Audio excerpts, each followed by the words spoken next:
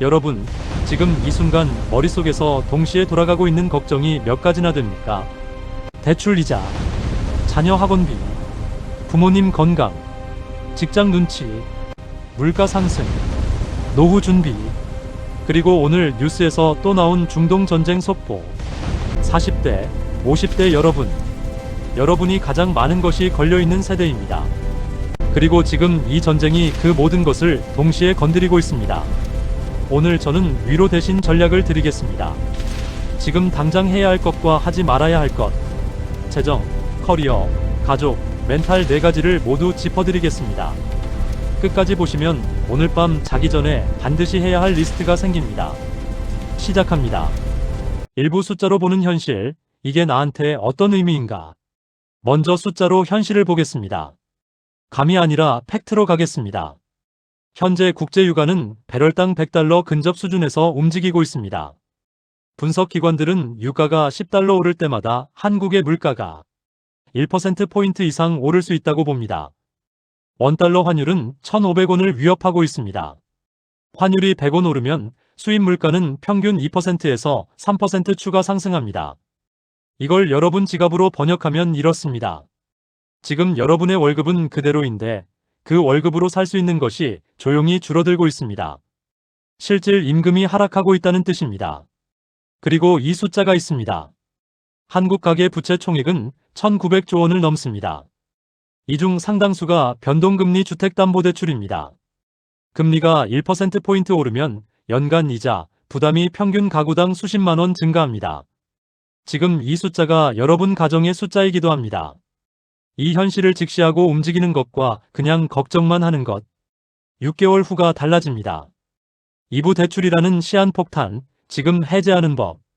가상의 인물 한 명을 소개합니다. 48세 이준혁 씨.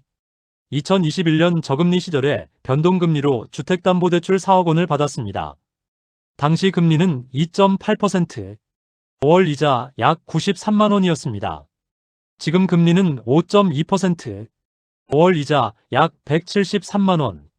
3년 사이에 월 80만 원이 더 나가고 있습니다. 연간 960만 원. 이준혁 씨는 이것도 모자라 전쟁 이후 금리가 더 오를까봐 밤잠을 설치고 있습니다. 이게 지금 수많은 40, 50대의 현실입니다. 지금 당장 하셔야 할 것이 있습니다. 오늘 이 영상이 끝나면 대출 약정서를 꺼내십시오. 변동금리인지 고정금리인지 확인하십시오. 변동금리라면 지금 당장 은행 앱을 열어서 고정금리 전환 시뮬레이션을 돌려보십시오. 전환 수수료가 있더라도 앞으로 2년에서 3년의 금리 리스크와 비교하면 전환이 유리할 수 있습니다. 두 번째는 생활비 누수 점검입니다. 지금 가계부를 6개월 전 기준으로 쓰고 계신 분들, 그 가계부는 이미 현실과 맞지 않습니다. 항목별로 실제 지출을 확인하십시오. 안 보는 OTT 쓰지 않는 헬스장 회원권, 자동이체로 나가는 보험료 중 불필요한 것들. 이것만 정리해도 매달 20만 원에서 50만 원이 남습니다. 3부 커리어, 지금 내 자리는 5년 후에도 있는가? 불편한 질문 하나 드리겠습니다. 지금 다니는 회사가 경기 침체에 들어간다면 가장 먼저 줄이는 부서와 역할이 어딘지 아십니까? 그 리스트에 본인 이름이 없다고 확신하십니까? 유가 급등과 경기 둔화가 겹치면 기업은 비용을 줄입니다. 그리고 가장 먼저 건드리는 비용이 사람입니다. 특히 제조업, 물류, 유통, 에너지 업종에 계신 분들은 지금 이 질문을 진지하게 받아들여야 합니다. 여기서 한 가지 데이터를 드리겠습니다. 한국 50대 조기 퇴직자의 평균 재취업 소요 기간은 14개월입니다. 14개월 동안 수입이 없다면 여러분의 가게가 버틸 수 있습니까? 이 질문이 지금 커리어 관리가 얼마나 중요한지를 말해줍니다. 그렇다면 어디로 가야 합니까? 방향이 있습니다. 이 전쟁과 지정학적 위기가 오히려 수요를 만드는 분야들입니다. 에너지 전환, 방산, 사이버 보안, 식량 안보, AI, 헬스케어. 이 분야들은 글로벌 위기가 심화될수록 예산과 인력 수요가 늘어납니다. 내 커리어가 이 흐름과 어떻게 연결될 수 있는지 지금 생각해 보십시오. 그리고 부업 이야기입니다. 하나의 수입원에만 의존하는 구조는 지금 시대의 가장 위험한 설계입니다. 본업 외에 소액이라도 추가 수입을 만들 수 있는 구조를 실험해 보십시오. 처음부터 크게 할 필요 없습니다. 작게 시작해서 검증하는 것이 먼저입니다. 4부, 심리관리, 번아웃이 오기 전에 막는 법. 이 파트가 오늘 영상에서 제가 가장 드리고 싶은 이야기입니다. 40, 50대가 이 위기에서 무너지는 가장 큰 이유는 돈이 아닙니다. 심리적 소진입니다. 모든 걱정이 동시에 밀려오는 상태가 지속되면 뇌는 과부하 상태가 됩니다. 이 상태에서는 작은 문제도 크게 느껴지고 냉정한 판단이 불가능해집니다. 그때 나쁜 투자 결정을 내리고 가족에게 짜증을 내고 술을 찾게 됩니다. 다시 가상의 인물입니다. 52세 김수진 씨. 직장 구조조정 소문에 매일 밤 뉴스를 보며 잠을 못 잡니다.